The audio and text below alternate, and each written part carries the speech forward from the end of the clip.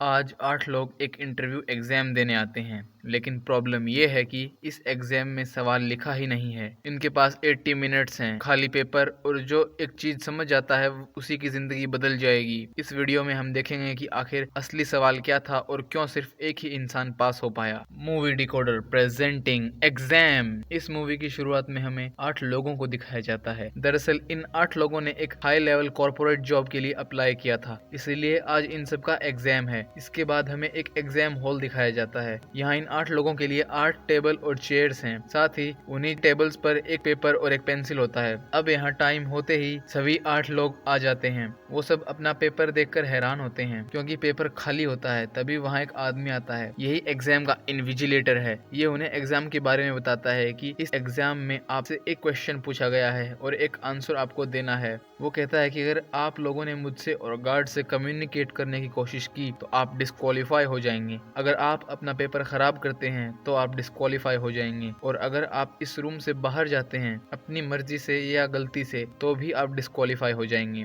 वो वहाँ एक टाइमर को ऑन कर देता है और उनसे कहता है कि do you have any questions about the exam. उसका जवाब कोई नहीं देता और वो टाइमर शुरू हो जाता है। इनके पास अब 80 मिनट्स हैं। क्लॉक में 80 मिनट्स का काउंटडाउन शुरू हो जाता है। अब सभी कैंडिडेट क्वेश्चन ढूंढना शुरू करते हैं, लेकिन तभी उनमें से एक लड़की पेपर पर कुछ लिखने लग जाती है, जिसे देखते ही गार्ड उसे बाहर निकाल देता है। दरअसल इसने बिना क्वेश्चन जाने ही कुछ भी लिखना शुरू कर दिया था, जिससे इसका पेपर खराब हो गया था, इसीलिए वो डिस्क्वालीफाई हो गई। अब इस रूम में सिर्फ 7 ही लोग बचे हैं। ये देखकर सभी कैंडिडेट्स और ज्यादा अलर्ट हो जाते हैं। तभी उनमें से एक आदमी उन सभी से कहता है कि हम सिर्फ तब डिस्क्वालीफाई होंगे जब गार्ड से या इन्विजिलेटर से कम्युनिकेट करेंगे, लेकिन हम आपस में तो बात कर ही सकते हैं, ऐसा कोई रूल नहीं है। अब ये एक दूसरे से बात करना शुरू करते हैं। तभी वो सभी मिलकर सबके निकनेम्स डिसाइड करते हैं ताकि कम्युनिकेशन में आसानी हो सके। वो नाम होते हैं black, white, brown, blond hair, brunette, dark और डेफ। इनमें से जो ये व्हाइट है वो सबसे ज्यादा एरोगेंट होता है। वो कहता है कि हमें रूम में घूमने के लिए भी मना नहीं किया गया है। फिर ब्रूनेट अपने पेपर को लाइट के आगे रख कर देखती है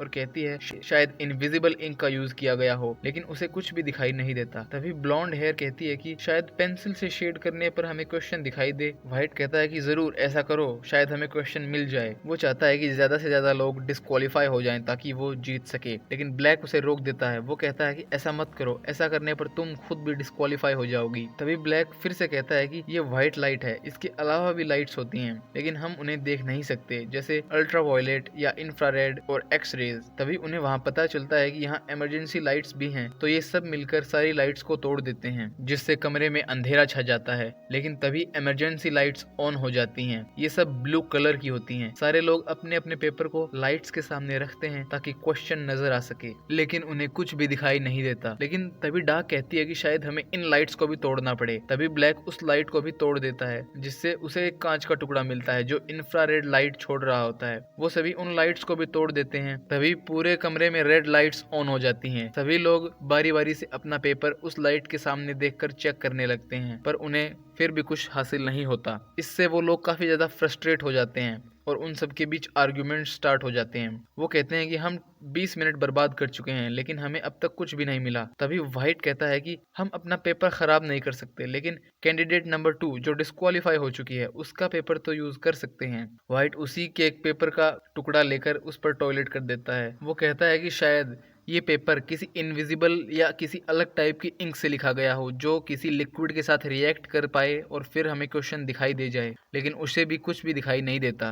और तभी एक आदमी जो डेफ है, जो अब तक बिल्कुल चुपचाप बैठा होता है, वो अचानक फ्रेंच भाषा में कुछ बोलने लगता है, लेकिन यहाँ किसी को भी फ्रेंच नहीं आती, इसीलिए किसी को भी वो क्या कह रहा है कुछ समझ में नहीं आता। इस बात से व्हाइट बहुत फ्रस्ट्रेट हो जाता है। वो डेफ को बुरा भला भी कहता है। अब जब रूम में सब कंफ्यूज्ड हैं, तब जो ब्राउन है, जो कि एक एक्सपर्ट गैम्बलर है, वो एक थ्योरी देता है कि शायद ये कोई एग्जाम ना हो, सिर्फ बोर्ड मेंबर्स हमें देख रहे हों। तब डार्क जो एक एक्सपर्ट साइकोलॉजिस्ट है, वो कहती है कि ऐसा कुछ नहीं है। वो उन्हें बताती है कि जब दुनिया में एक वायरस फैला था तो एक कंपनी ने उसकी वैक्सीन बनाई थी, और वो कंपनी रातों रात बहुत बड़ी हो गई। उसके सीईओ के बारे में भी कोई नहीं जानता। जब उसे असिस्टेंट की जरूरत पड़ती है तो वो उन्हें इसी तरह चुनता है। तभी ब्रूनेट के दिमाग में एक आइडिया आता है, वो गार्ड की जेब से लाइटर निकालती है और ऊपर छत में लगे फायर अलार्म को ऑन करने की कोशिश करती है और इसके लिए वो एक पेपर जलाती है ताकि स्मोक से फायर अलार्म ऑन हो सके। तभी फायर अलार्म ऑन हो जाता है। वो लोग अपना अपना पेपर पानी के नीचे करते हैं, किसी भी तरीके से उन्हें पेपर पर क्वेश्चन लिखा हुआ दिखाई दे जाए, लेकिन उससे भी उनके हाथ कुछ भी नहीं लगता। लेकिन तभी ब्रूनेट कहती है कि मेरा पेपर कहाँ है, और गार्ड भी उसी की तरफ बढ़ रहा होता है। तब उसे पता चलता है कि जो पेपर उसने जलाया है वो उसी का था। व्हाइट ने चुपके से पेपर बदल दिया था। अब ब्रूनेट भी डिस्क्वालीफाई हो जाती है। अब यहाँ टोटल 6 लोग बचते हैं।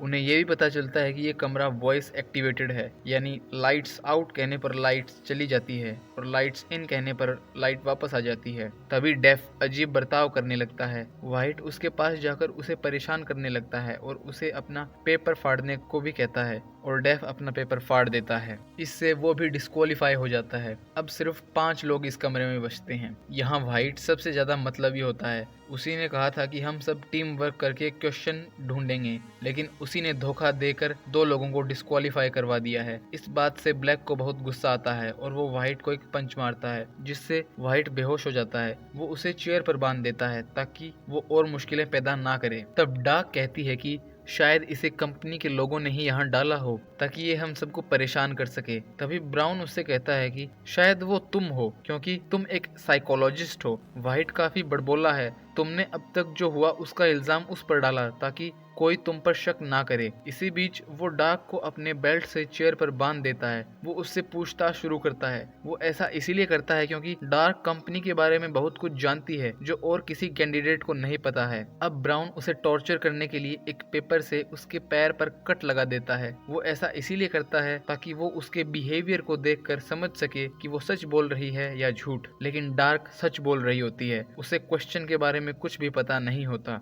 ये जानने के बाद ब्राउन उसे खोल देता है, लेकिन तभी अचानक व्हाइट को दौरे पड़ने लगते हैं। दरअसल उसे एक टाइप की बीमारी है जिसके लिए उसे हर घंटे एक मेडिसिन लेनी होती है। अगर उसे समय पर दवाई नहीं मिली तो वो मर जाएगा। अब वो लोग उसकी जेब में दवाई ढूंढने लगते हैं, लेकिन उन्हें कोई दवाई नहीं मिलती। तब वो लोग एक दूसरे की तलाशी लेते हैं, लेकिन उन्हें कुछ भी नहीं मिलता। लेकिन तभी डार्क ब्राउन को पकड़ लेती है। वो कहती है कि तुमने च्युइंगम से दवाई को चेयर के नीचे छुपा रखा है। वो कैप्सूल निकाल लेती है और ये व्हाइट को खिलाने लगती है। तभी ब्राउन उसे धक्का दे देता है, जिससे वो कैप्सूल एक ड्रेनेज पाइप में गिर जाता है। वो ऐसा इसीलिए करता है क्योंकि वो भी यही चाहता है कि कम से कम लोग इस कमरे में रहें ताकि वो जीत सके। सभी लोग उस ड्रेनेज पाइप से उस कैप्सूल को निकालने की कोशिश करते हैं, लेकिन कोई भी उस कैप्सूल को नहीं निकाल पाता। अब व्हाइट की हालत बहुत खराब हो जाती है। तब डार्क उसे बचाने के लिए कैमरा के थ्रू मदद मांगने की कोशिश करती है और इसी तरह वो इनविजिलेटर से कम्युनिकेट करने वाला रूल तोड़ देती है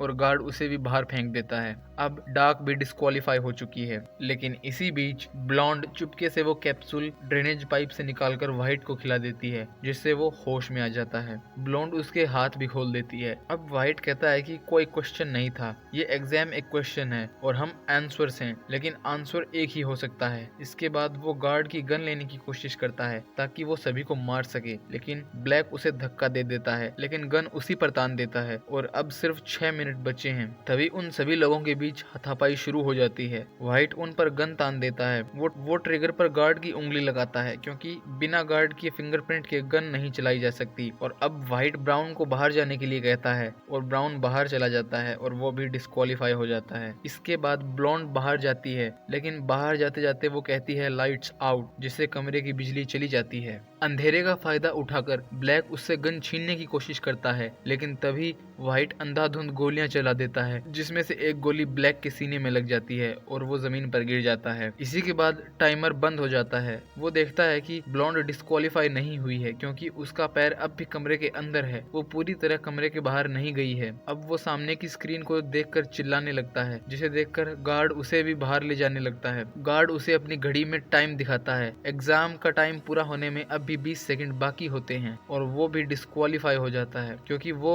इनविजिलेटर से कम्युनिकेट करने की कोशिश कर रहा था। दरअसल डेफ गाय ने क्लॉक की स्पीड बढ़ा दी थी, जिससे उस क्लॉक का टाइम 20 सेकंड पहले ही खत्म हो गया था। अब ब्लॉन्ड कमरे में जाती है। वहाँ डेफ का चश्मा पड़ा होता है। वो उस चश्मे को लेकर वहाँ पड़े एक कांच के टुकड़े से पेपर को ध्यान से देखने लगती है क्योंकि कुछ समय पहले डेफ अपना चश्मा पहनकर और इन कांच के टुकड़ों को देखकर कुछ फ्रेंच में बड़बड़ा रहा था, जिससे उसे दिखाई देता है क्वेश्चन नंबर 1, लेकिन उसके आगे कुछ भी दिखाई नहीं देता। तभी वहाँ वही डेफ आदमी आ जाता है। वो वहाँ जाकर उसे उसका चश्मा और पेपर दोनों दे देती है। इन्विजिलेटर के आने के बाद वो कहती है नो। दरअसल पेपर पर कोई क्वेश्चन नहीं था। जब इन्विजिलेटर शुरू में एग्जाम रूम में आया था तब उसने कहा था कि एक क्वेश्चन आपको दिया जाता है और आपको उसका एक आंसर देना है। इसके बाद उसने कहा था do you have any questions about exam, और असल में यही असली क्वेश्चन था। तब ब्लॉन्ड कहती है नो।